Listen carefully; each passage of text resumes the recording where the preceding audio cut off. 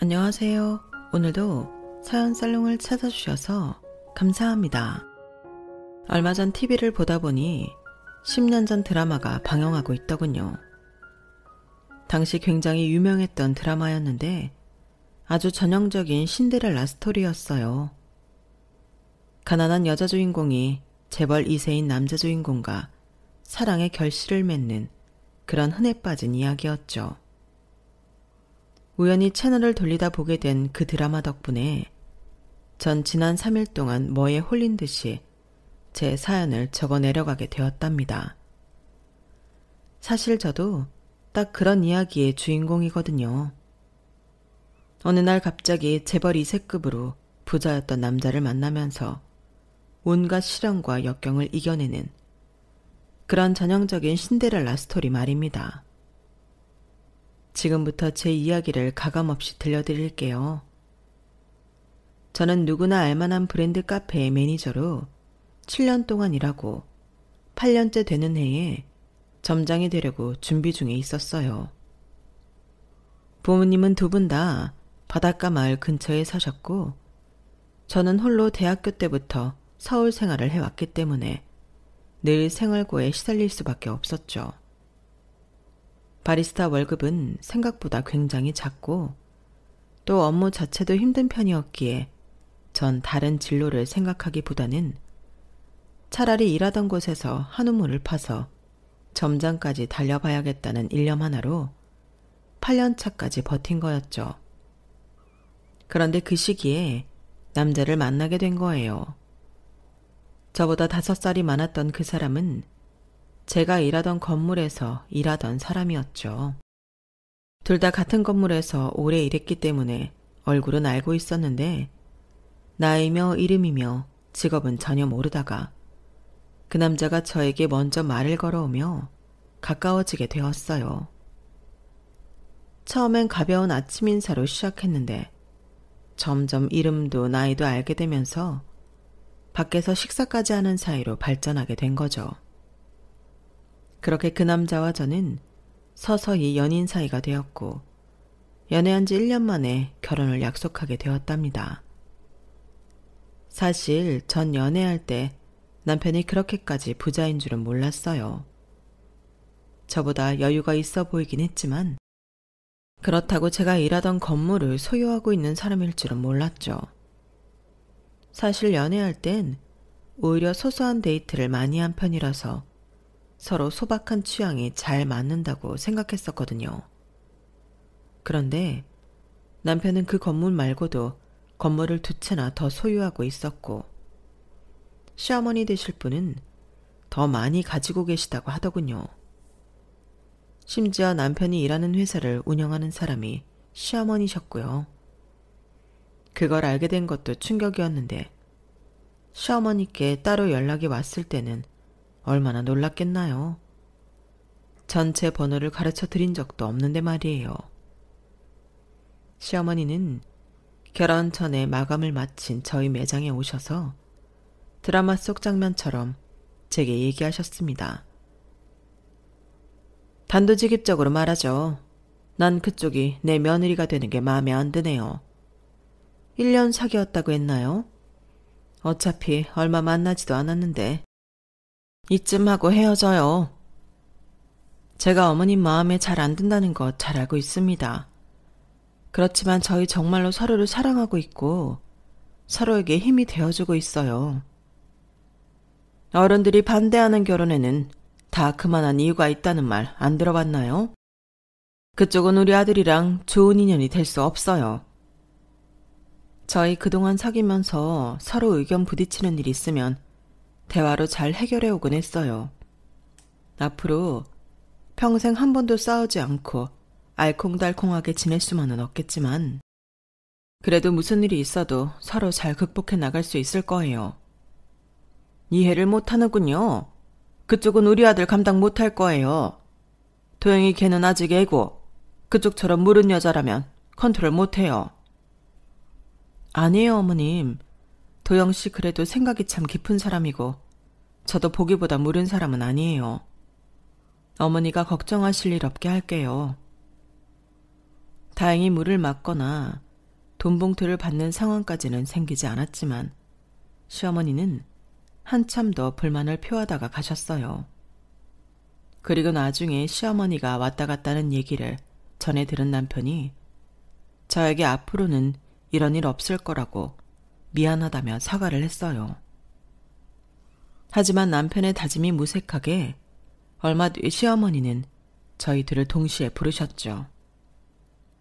저는 정말 이번에야말로 제대로 단판을 지으시려나 보다 생각했는데 놀랍게도 시어머니는 저희 결혼을 허락해 주셨어요. 대신 지켜야 할 게 아주 많았죠. 내 며느리가 되면 일단 결혼하고 2년 동안은 우리 집에서 같이 살아야 한다. 2년 동안 가르칠 게 아주 많아. 우리 집은 무조건 아침 7시에 식사를 해야 된다. 아침 식사는 소화가 잘 되는 메뉴로 적당히 먹는 게 좋아. 밥, 국, 그리고 반찬 3-4가지 정도이니 일하시는 이모님 따라서 배우면 금방 적응할 거다. 네, 어머님 걱정 마세요. 저 요리 원래 좋아해서 잘할 수 있어요. 제일 중요한 건 2년 뒤에 나가 살면서도 반드시 이걸 지켜야 한다는 거야. 하루의 시작이 어그러지면 이후 일정과 컨디션까지 다 어그러지게 되는 게야. 그리고 도영이가 퇴근하고 집에 들어오면 반드시 나한테 도영이가 집에 들어왔다고 연락하도록 해. 네, 알겠습니다. 잠깐만, 갑자기 내 퇴근 시간은 왜? 하라면 해. 결혼만 시켜준다면 뭐든지 하겠다며. 그리고 이세 계획은 사업 일정 보고 나서 정하거라. 내가 괜찮다고 한 기간에 병원에서 날짜 잡고 진행하도록 해. 무슨 일이 있어도 사업에 지장이 가게 하지는 말거라. 네, 알겠습니다, 어머님. 어머님 실망시켜드리는 일 없게 할게요. 저희는 그렇게 시어머니의 허락을 받고 결혼식을 올렸어요. 결혼식도 어머니가 정해준 날짜에 정해준 예식장에서 진행해야 했죠. 저희는 결혼식을 올린 뒤 3개월 후에야 신혼여행을 갈 수 있었는데 그 역시도 시어머니가 정해준 일정대로 움직인 거였어요. 그나마 신혼여행을 간 현지에서는 저희끼리 편하게 있을 수 있었네요. 저는 결혼식 2주 전부터 시댁으로 살림을 옮겨 시집살이를 시작했는데 신혼여행을 가는 날 아침까지 오전 7시에 아침상을 차려서 다 같이 식사를 한 뒤에 공항으로 출발했어요. 이 정도만 들어도 제 시집살이가 어땠을지 감이 오시지 않나요? 그야말로 계모와 언니들에게 구박을 받는 부엌대기 신세. 그 이하도 이상도 아니었어요. 시댁에서 일하시는 도우미 이모님들 역시 저에게 아무런 정을 붙이시지 않고 사무적으로만 대하셨거든요.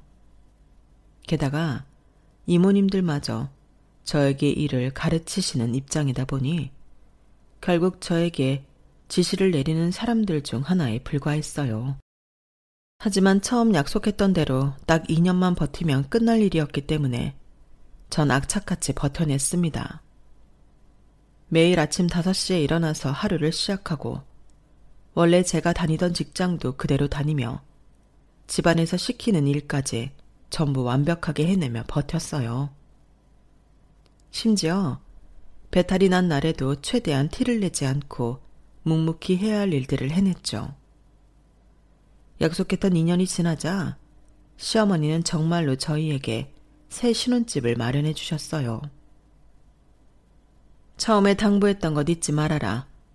여기서 나간다고 흐트러질 생각 말고 하던 거 그대로만 해. 너희 집에 방문할 땐 굳이 미리 연락하지 않을 테니 알겠어?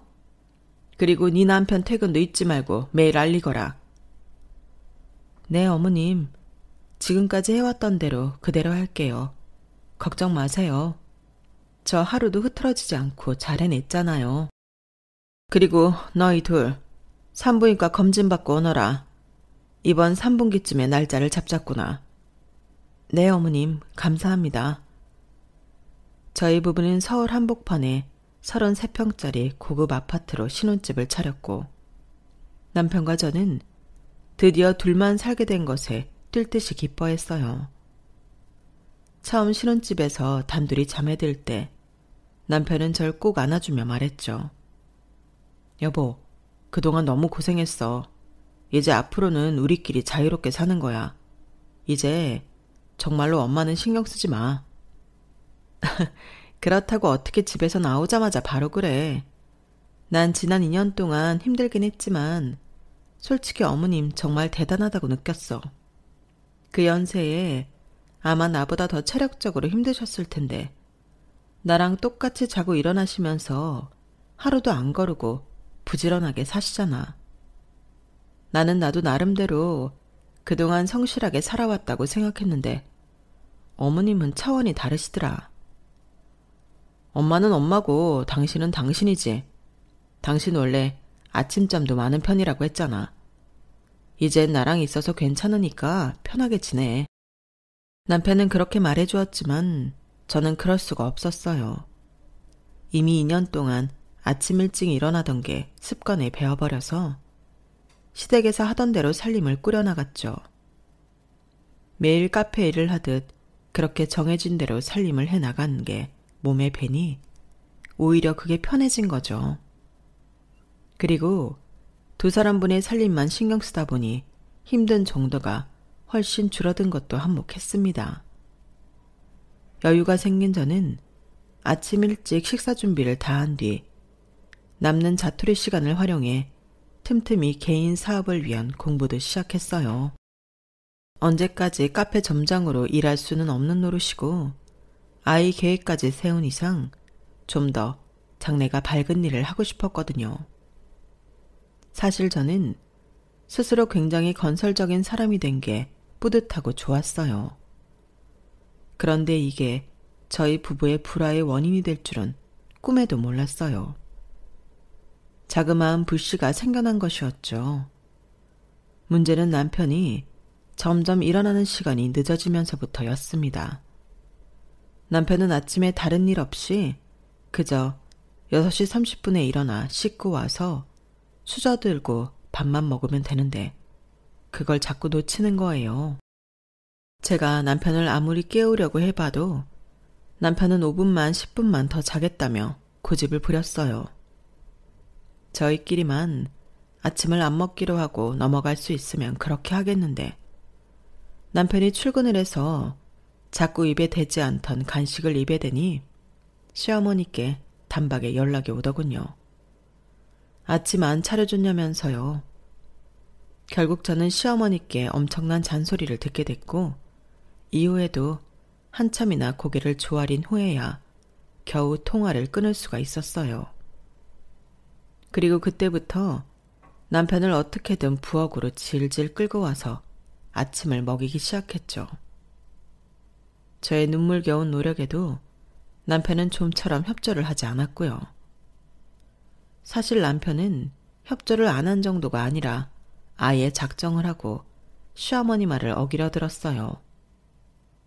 처음부터 시어머니가 아이 계획은 산부인과를 다녀와서 진행하라고 했는데 자꾸만 그걸 어기려고 했죠.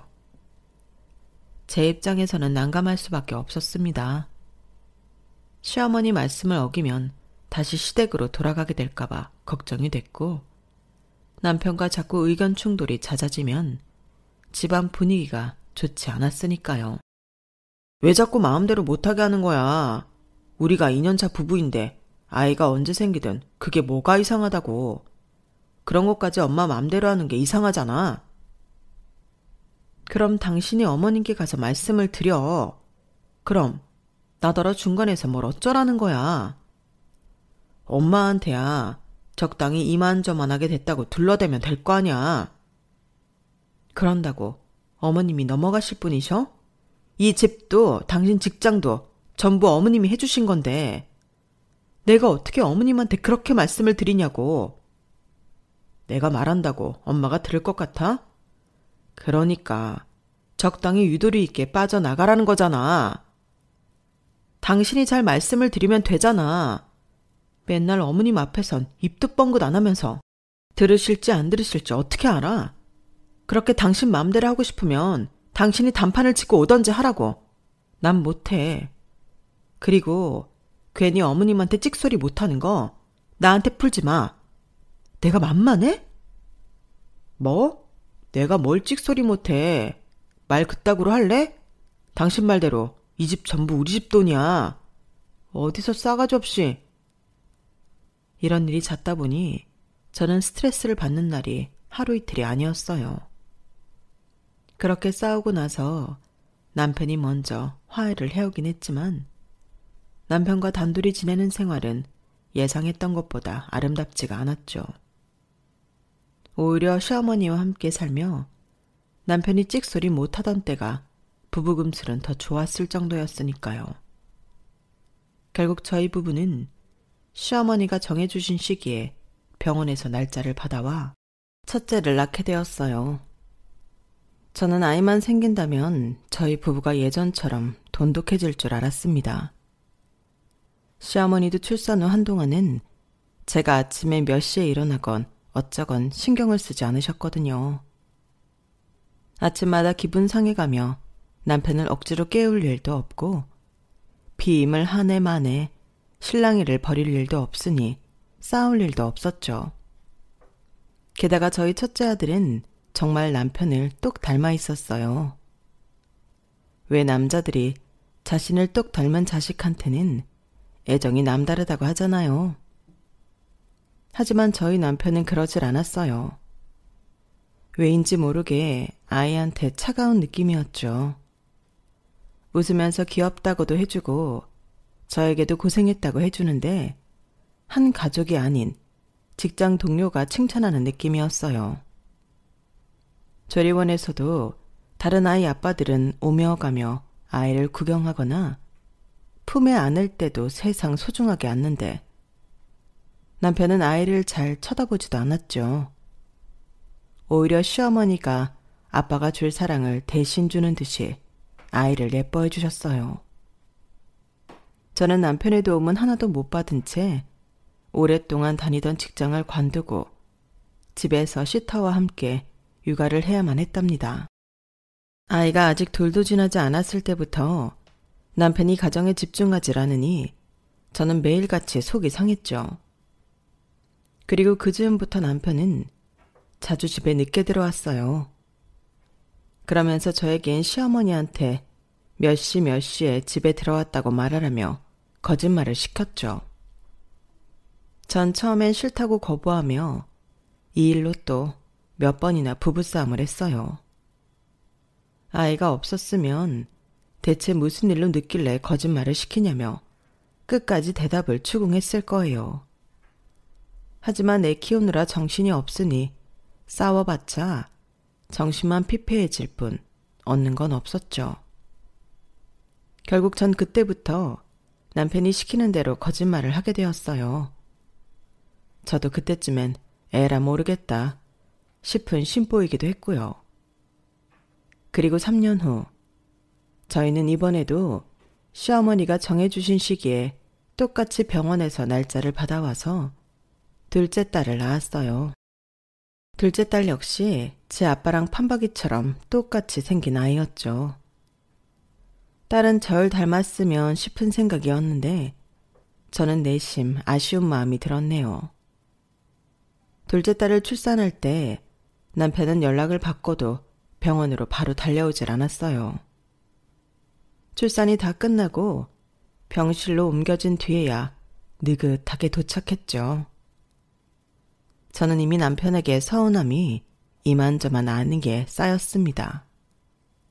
하지만 가족이라는 게 참 먼지 서운할 마음을 토로할 시간은 점점 없어져만 가고 둘이 역할을 나눠서 해치워야 하는 일들만 자꾸 생기더군요. 둘째 출산 후에도 이것저것 일적인 말만 나눴지 제 서운한 마음을 터놓을 시간은 없었어요. 그렇게 서운한 마음을 눌러 참으며 몸을 풀고 있을 때였어요. 둘째 출산 직후부터 3일 내내 말도 안 하고 조용하던 남편이 벼랑간 퇴근하고 조리원으로 오더니 저에게 무서운 표정을 하고 다가오는 거였어요. 저는 남편의 표정을 보고 갑자기 왜 저러나 싶어 놀랐죠. 그런데 남편의 입에서 나온 말은 너무나 어안이 벙벙한 소리였답니다. 당신 솔직히 말해. 애 아빠들이 누구야? 뭐라고? 애 아빠가 누구냐니? 누구애? 시치미 떼지 말고 똑바로 말해. 애들 아빠가 대체 누구냐고. 갑자기 버럭 소리를 지르면서 씩씩거리니까 저는 화들짝 놀랐죠. 하지만 뭐라 변명을 할 수가 없었어요. 아니, 애당초 아무런 말을 할 수가 없었어요. 이 상황이 저도 논리적으로나 이성적으로나 이해가 가고 납득이 되어야 화가 나든 변명을 하든 할 텐데 너무 뜬금이 없고 황당한 소리를 듣다 보니 할 말이 떠오르질 않았어요. 그래서 어리 빠진 표정으로 남편을 멍하니 올려다보기만 했죠. 그랬더니 남편은 아주 기세가 등등해져서 더 크게 화를 내더군요. 바른대로 말 안 해? 언제까지 사람 바보로 만들 셈이야. 내가 잠자코 있으니까 아무것도 모르는 줄 알아? 잠깐만, 머리 올리니까 소리 좀 지르지 마. 그러니까 우리가 낳은 우리 애 말하는 거야? 지금 저기 신생아실에 있는 우리 딸? 그래. 말꼬리 잡고 빙빙 돌리지 말고 똑바로 대답하라고. 대체 그런 의심을 누가 해? 누가 봐도 당신이 아빠잖아. 글쎄, 영 느낌이 안 좋으니까 그러는 거 아니야. 그동안 내가 집안에 잘 있지도 않았고 줄곧 당신 혼자 있었는데 다 없는 사이 무슨 짓을 했을 줄 어떻게 아냐고. 그게 무슨 억지야. 사람을 의심하면 뭐 그만한 증거라도 있어야지. 어떻게 이렇게 밑도 끝도 없이 역정부터 내고 봐? 나 참 너무 어이가 없고 황당하니까 무슨 말도 제대로 안 나오네. 나 사업하는 사람이야. 내가 사람을 얼마나 많이 보고 만나고 다니는데 딱 보면 알지. 아무래도 당신 내가 제대로 검증을 해봐야겠어. 도저히 믿을 수가 있어야지. 그러더니 남편은 정말로 그 자리에서 핸드폰으로 막 뭘 알아보더니 친자 검사하는 센터에 전화를 걸더라고요. 최대한 빠른 시일 내에 검사를 받아볼 수 있냐고요. 뭐가 잘 안 됐는지 일단 알아보겠다며 전화를 끊었는데 남편의 그 꼴을 보니 그제서야 제대로 부하가 치밀어 올랐습니다.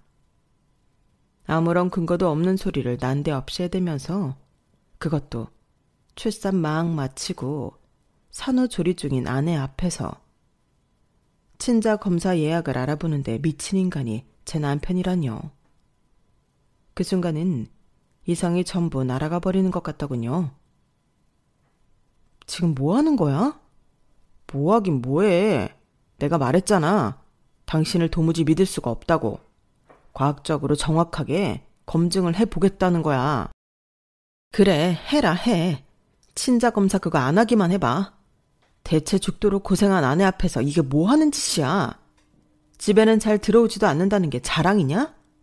네 와이프는 지금 네 애 낳는다고 와갖고 이 고생하는데 출산할 때는 코빼기도 안 비치던 인간이 이제 와서 하는 소리가 뭐가 어쩌고 저째? 쟤네 얼굴만 봐도 세상 사람 전부 당신 애들인 거 다 알아. 말이 되는 소리를 해야지 진짜. 당장 가서 검사해. 전 솔직히 살면서 누군가에게 그렇게 원색적인 말을 퍼붓고 고함을 쳐가면서 화를 내본 적이 처음이었어요. 그러다 보니 분노로 목소리가 덜덜 떨리기까지 했죠. 저도 제가 그런 목소리를 낼 수 있다는 걸 그날 처음 알기도 했습니다. 심지어 난생 처음 화를 내는 상대가 제 남편일 줄은 꿈에도 상상하지 못했던 일이었죠. 제가 화를 내면서도 스스로 이렇게나 놀랐는데 당연히 제 고함 소리를 들은 남편도 깜짝 놀랄 줄 알았어요. 그런데 남편은 정말 눈 하나 깜짝 안 하고 태연하게 여러 군데 전화를 걸며 친자검사 예약을 하더군요. 그러더니 어린이집에서 막 돌아오는 큰아들 머리카락을 뽑고 조리원에 누워있는 작은 딸 입안을 헤집어 가면서까지 기어코 친자 검사를 하고 오는 겁니다. 결과는 당연히 두 아이 모두 친자 99.9%가 나왔죠. 거봐. 어떻게 병원에서 날짜까지 받아서 계획적으로 가진 아이들을 의심할 수가 있어? 하루 종일 시어머니랑 시터 이모님이랑만 연락하고 꼼짝없이 독박 육아하는 사람한테 어떻게 이딴 짓을 벌일 수가 있느냐고. 독박 육아 같은 소리 하네. 그 돈 써가면서 시터랑 같이 애 키우면서 뭐가 독박이야? 이 종이 쪼가리 가지고 기구만장해지기는. 제가 아무리 결과지를 들이밀면서 화를 내고 억울함을 토로해도 남편은 죽어도 미안하다는 소리를 안 하더라고요. 정말 놀라웠던 점은 사람이라면 자기가 그렇게 강하게 주장하던 게 틀렸다는 게 밝혀졌을 때 조금이라도 민망해하거나 겸연쩍어하는 기색이 나오게 되잖아요. 그런데 남편의 안색은 하나도, 정말 요만큼도 변함이 없더군요. 그냥 저녁 메뉴 정하다가 작은 다툼이 났던 것처럼 귀찮아하기만 할 뿐이었어요. 그때 제가 남편이 진짜 머리가 어떻게 된 건가 싶어서 남편의 표정이며 눈빛이며 꼼꼼하게 들여다보았거든요. 남편의 눈빛은 한 번도 절 향하지 않았고 그냥 어딘가에 정신이 팔린 사람 같았습니다.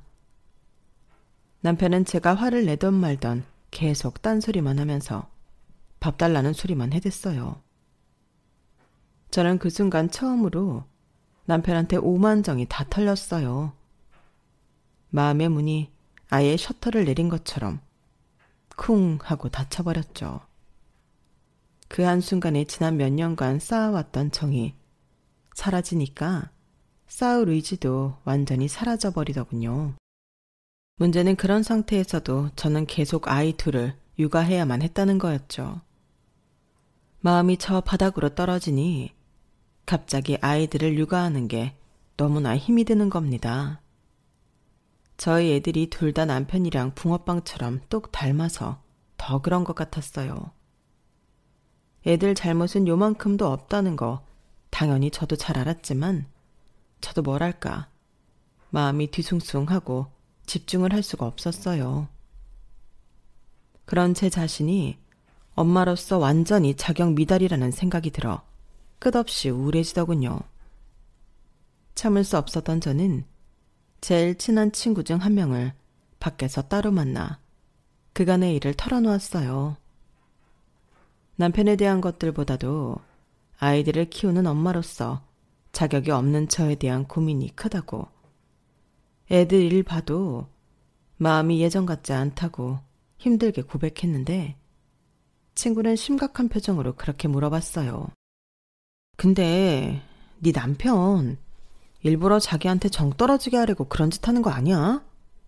네 얘기 들어보면 그것밖에 답이 없는 것 같은데 자기한테 득될 행동을 하는 것도 아닌데 그렇게 태어나다면 일부러 네 입에서 이혼 얘기 먼저 나오게 하려고 그러는 것 같아. 위자료 같은 거 안 주고 깔끔하게 합의 이혼하고 싶어서. 친구의 말에 저는 뒤통수를 맞은 것처럼 머리가 얼얼한 느낌이 들었어요. 친구의 말이 너무나 일리가 있었거든요. 그동안 왜 이런 생각을 못했을까? 스스로가 바보같이 느껴질 정도였죠. 어쨌든 애들에 대한 건 걱정하지 마. 감정은 일시적인 거고 애들을 책임지려는 네 책임감은 변하지 않을 거야. 안 그래? 지금 네 남편이 그러고 있는데 어느 여자가 제정신으로 육아하고 살림하겠니? 그런 마음이 든다고 네가 나쁜 엄마인 건 아니야. 실제로 나쁜 행동은 하지도 않았으면서. 넌 지금 그런 고민으로 끙끙대고 있을 때가 아니라 네 남편을 좀 제대로 파악하는 게 급선무겠다. 조금이라도 필요할 것 같으면 변호사 비용도 아끼지 말고 적극 활용해. 힘내고 언제든지 나 필요하면 연락해. 친구는 절 위로하고 응원해주며 그렇게 헤어졌어요. 저는 친구를 보내고 돌아오는 길에 갑자기 뇌가 팽팽하게 돌아가는 듯 했죠. 그동안 제가 너무 순진하고 안일했구나 싶었고 이제라도 남편의 실체를 샅샅이 밝혀내야겠다는 생각이 들게 되었습니다. 그래서 그 자리에서 바로 시터님께 연락을 드려서 일주일만 근무 시간을 2배로 늘려달라고 부탁했어요. 추가 비용은 얼마든지 더 드리겠다고 부탁을 드렸죠. 다행히 시터님과 평소 친하게 지냈던 터라 시터님은 흔쾌히 그러겠다고 하셨고 저는 일주일 동안 남편의 뒤를 밟기 시작했습니다. 그 결과는 허탈하기만 했죠. 단도직입적으로 말씀드리자면 남편은 저 몰래 바람을 피고 있었어요. 그래서 그동안 퇴근을 4시에 하건 7시에 하건 집에는 무조건 10시가 넘어서 들어왔던 거였죠. 제가 정말로 놀랐던 건 외도 사실보다는 외도 상대였어요. 사실 일주일 동안 미행을 하면서 외도의 상태를 알아내기가 정말 쉽지 않았는데요. 힘들게 알아낸 남편의 외도 상대는 바로 시어머니의 비서였습니다. 저도 시댁에 살 때 몇 번이나 얼굴을 봤던 사람이었고 전혀 외도 같은 건 하지 않을 것 같이 생긴 여자였어요. 그런데 남편과 정말이지 하루가 멀다 하고 붙어 다니더군요. 저는 시터님께 일주일을 더 부탁드리고 돈을 더 얹어드렸어요. 그리고 두 사람의 불륜 증거를 모으기 시작했죠. 감정은 오래전에 메말랐고 저에겐 그저 차가운 분노만 남아있었어요. 그래서 일을 하기가 더 쉬웠을지도 모르겠네요. 저는 변호사님의 도움을 받아 법적 증거로 쓸 수 있는 증거는 전부 긁어모았습니다. 그리고 이건 변호사님이 하지 말라고 했지만 남편의 자켓에 누군기도 몰래 넣어놓았어요. 그렇게 작정하고 남편을 털다 보니 저는 생각보다 더 무서운 사실을 알게 되었어요. 하루는 남편이 외도 상대와 대화하는 걸 몰래 듣는데 이 두 금수들이 온몸에 소름이 돋을 정도로 경악스러운 대화를 나누는 겁니다. 자기, 오늘은 왜 이렇게 늦게 왔어? 아까운다더니. 아, 몰라. 놓친 애가 자꾸 쓸데없는 일 2번, 3번 시키더라고. 이제 정말로 노망이 들 때가 됐지 뭐. 젠장. 나도 매일매일 지겨워 죽겠어. 도대체 얼마나 더 준비해야 하는 거야? 조금만 더 참아. 이 짓거리도 얼마 안 남았어. 나는 그 건물이며 재산들 전부 다 내 거 된다고 생각하면 까짓 거 똑같은 일 계속하는 것쯤이야. 몇 번이나 더 해줄 수 있어. 난 아니야. 슬슬 한계야. 서류 처리는 다 돼가? 내가 누군데. 그 정도쯤이야. 이제 정말 얼마 안 남았어. 진짜 한 방에 전부 뺏어올 거야. 그나저나 자기는 대체 언제 이혼해? 저번 달에 이혼한다더니 아직도 강간무소식이네. 미안. 타이밍을 놓쳤어. 그래도 조만간 반드시 이혼할 테니까 걱정 마. 이제 와이프도 나한테 감정이 식어버린 상태니까. 나야말로 정말 얼마 안 남았어. 어씨, 애들은 어떡하냐? 애들이 무슨 상관이야. 그냥 내치던가 하면 되지. 그래도 최대한 저렴하게 이혼하고 싶으니까 그렇지. 애 둘이면 양육비로 얼마가 깨지는지 알아? 애들을 아예 데리고 오던지 우리가 키운다고 하고 그쪽한테 양육비 받으면 되잖아. 그리고 어디 기숙학교 같은 데 보내버리면 되지. 아, 그러네. 그래도 되겠네. 그럼 최대한 빨리 이혼해볼게. 그리고 이거 받아가. 뭔데? 놓친 내 핸드폰에 이 프로그램 깔아. 그럼 우리가 핸드폰 해킹해서 돈이든 뭐든 다 뺏어올 수 있으니까. 오, 오케이. 알았어. 두 사람은 시어머니의 뒤통수를 치고 저와 아이들을 길바닥에 내칠 계획을 하고 있었어요. 심지어 이미 상당히 많은 준비를 마친 것 같았죠. 다른 건 몰라도 제 아이들을 어디로 보내니 많이 하는 파렴치한 소리를 들으니 손이 부들부들 떨릴 정도로 화가 나더군요. 이 내용을 전부 알게 된 이상 저 역시 곱게 이혼해줄 마음은 추호도 없었습니다. 저는 변호사와 매일같이 상담을 하며 이 짐승만도 못한 년놈들을 제대로 보내버릴 계획을 했어요. 그렇게 며칠이 흐른 뒤 남편은 평소보다 일찍 퇴근을 하더군요. 그런데 웬일로 시어머니와 함께 들어온 거예요. 전 본능적으로 오늘 뭔 짓을 저지르나 보다 생각하고 잔뜩 경계를 하고 있었습니다. 겉으론 여느 때와 다르지 않은 저녁이었지만 마치 폭풍 전야와 같았어요.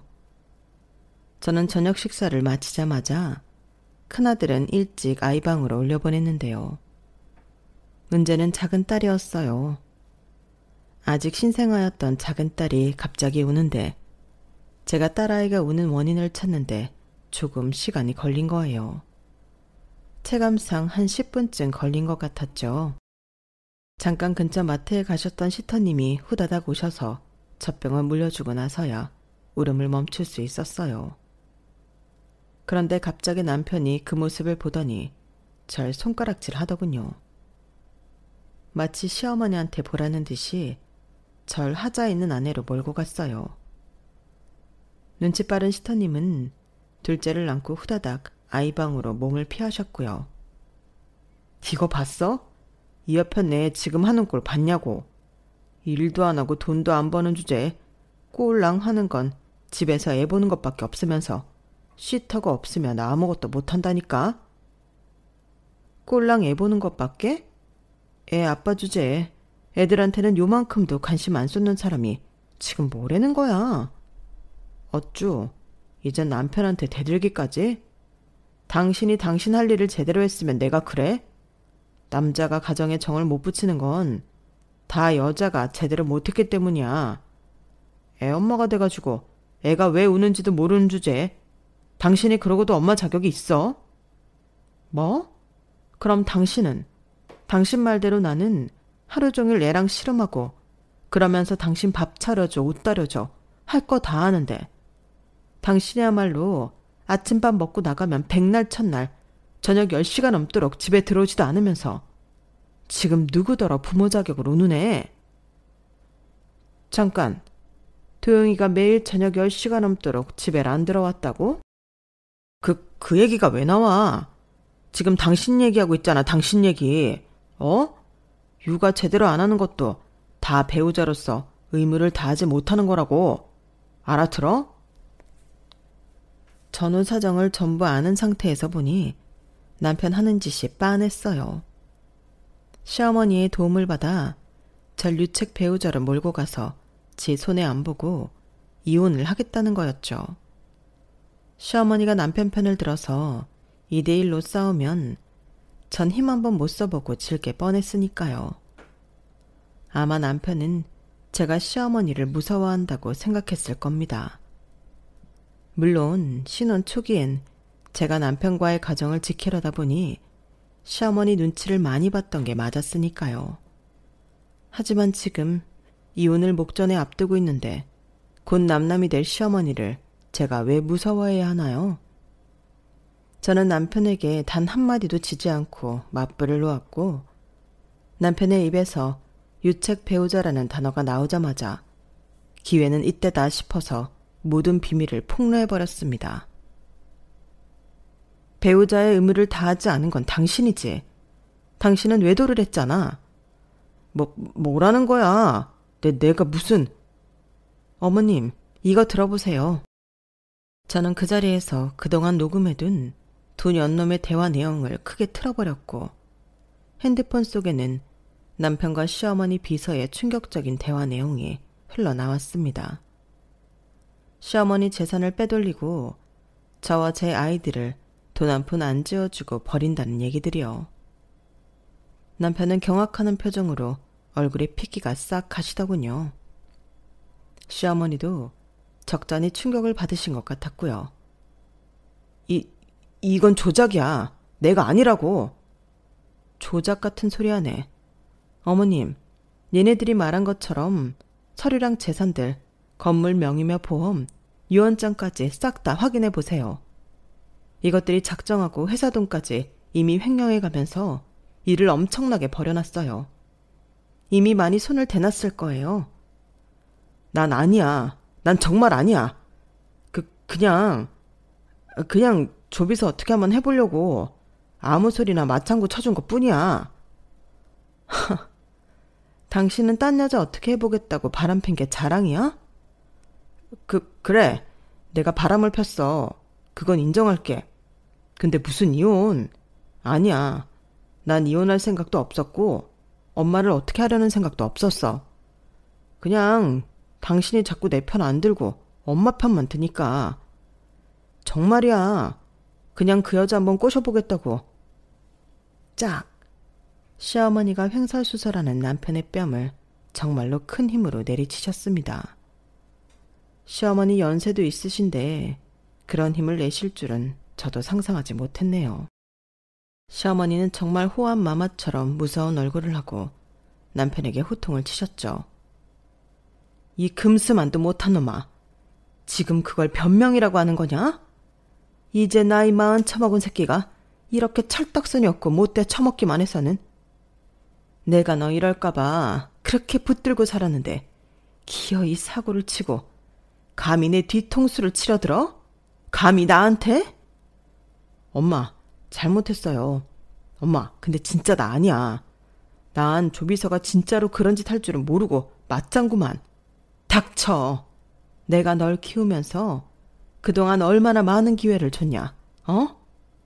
남들이었으면 가져보지도 못한 부를 주고 어떻게 올바르게 살아야 하는지 그렇게 가르쳤는데도 넌 변하는 게 없어. 넌 정말 구제가 불가능한 놈이구나. 앞으로는 내 아들 취급 못 받고 살 줄 알아. 알겠냐? 사업이며 결혼이며 아주 나한테 기어오를 생각만 하더니 기어코 이 지경까지 막장을 달리는구나. 머리끝까지 화가 나신 시어머니는 그 자리에서 직원들을 불러 남편을 붙잡았어요. 그리고 저에게 두 사람의 음모에 대해 증거물이 있으면 전부 달라고 하셨고 저는 곧바로 모아두었던 모든 증거들을 넘겨드렸습니다. 남편의 외도 상대였던 조비서 역시 붙잡혀 들어오게 되었고요. 능력도 뛰어나고 재력도 어마어마한 시어머니가 움직이니 모든 일이 척척 처리가 되더군요. 시어머니는 손수 제2혼 소송을 진행해 주셨는데요. 조비서를 상대로 상간자 소송, 남편을 상대로 이혼 소송을 진행한 결과 저는 예상보다도 넘치는 돈을 받을 수 있었어요. 두 사람의 인생이 가파른 내리막을 걷게 되기도 했죠.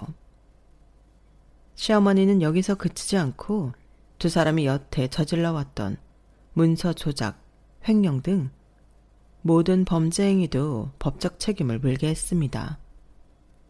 조비서는 결국 실형을 받고 감방으로 들어갈 수밖에 없었고 남편은 시어머니 소유의 공장으로 보내져 먹고 자는 시간을 제외하고 하루 종일 일만 하고 살게 되었죠.